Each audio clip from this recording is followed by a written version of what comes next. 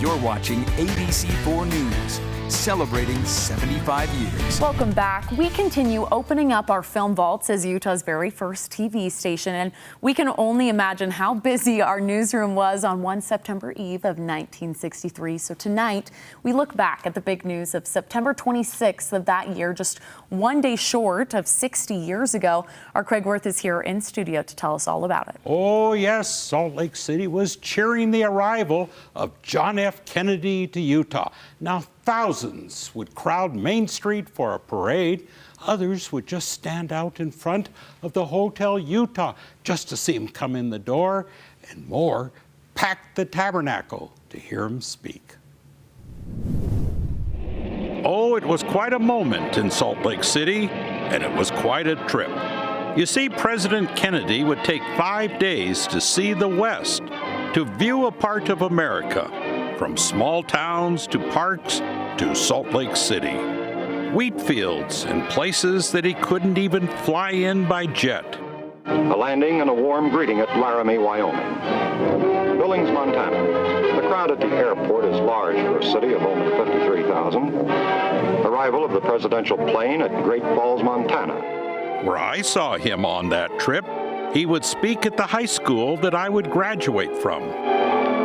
In the Memorial Stadium of Great Falls High School, the president describes the United States as a keystone in the Arch of Freedom. He seemed to fall in love with the West. Thoreau was right when he said, "East would I go, only by force. West would I go free." The press loved the trip. It all seemed like America should be. Cheering crowds and scouts and flags and people with their Kodak cameras.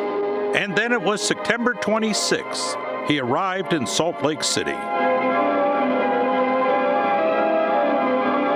He thrived on shaking hands. It was a connection.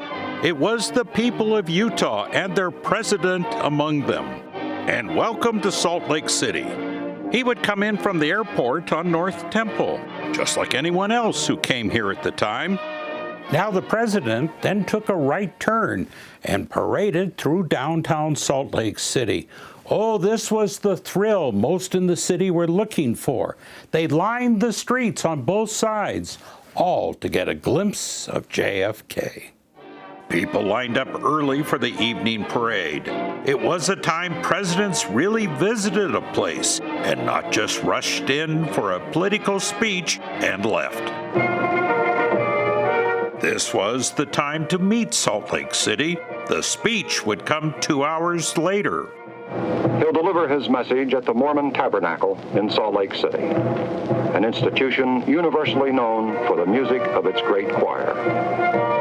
Primary now task is to increase our understanding of our environment to a point where we can enjoy it without defacing it, use its bounty without detracting permanently from its value, and above all, maintain a living balance between man's actions and nature's reactions.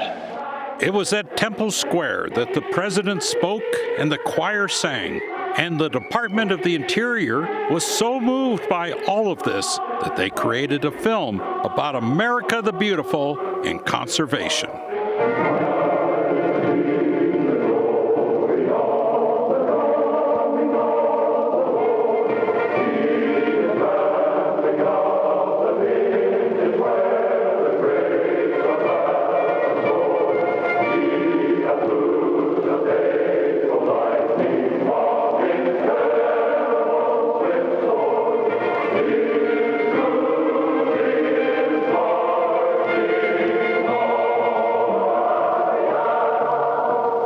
Yes, for 2 days, it was not just a visit, but a presidential event. What a day that was, 60 years ago. Amazing. Can you believe it? Oh my goodness. Now, sadly, this was one of the popular president's last triumphant welcomes here to the city. He would be assassinated less than 2 months later in Dallas. Oh, but at that time, President Kennedy was extremely popular in Utah. The state was seeing the growth of the Democratic Party. In fact, a year later, on November of 1964, Utah voted for Lyndon Johnson for president and elected a Democrat for governor, Calvin Rampton. 60 years. 60 years, so just one visit, but what a visit that was. What an impact. Absolutely. We're still talking about it today. All right, thank you, Craig Wirth. Now time